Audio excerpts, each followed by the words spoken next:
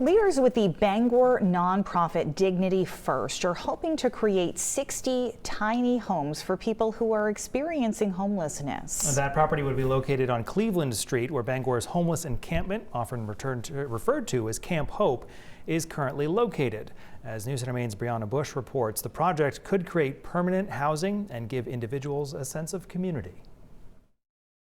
Nobody wants to feel lonely or isolated, and that's how our unhoused neighbors feel right now. But Executive Director of the nonprofit Dignity First, Jamie Beck, hopes a tiny home village designed for people experiencing homelessness can allow them to keep their community. It's not just the 60 homes, it really is creating the community spaces within the village that people don't have to go out of the village to find community. The city of Bangor has granted Dignity First the right of first refusal to lease the property before another party. The project has not yet been approved, but the goal is to create 60 tiny homes in a community first village model at the current site of the city's largest homeless encampment. That includes having a community space for 3 neighborhoods of 20 homes. Trying to rebuild and reforge those strong relationships to rebuild that connection and allow people to stay housed for much longer than just putting it into a system and trying to make a system that isn't fully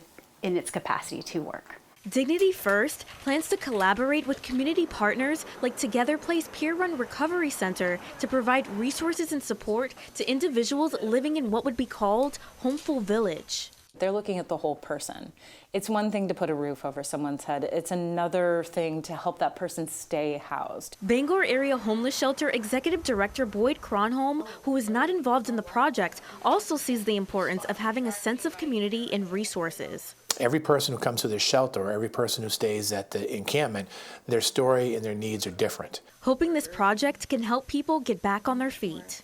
This is part of a solution to help provide something for those people so that they don't have to be in that situation anymore. In Bangor, Brianna Bush, News Center, Maine. And leaders with Dignity First say their project was not a factor in the city's decision to actually close that encampment, which is slated to be shut down by the end of the year.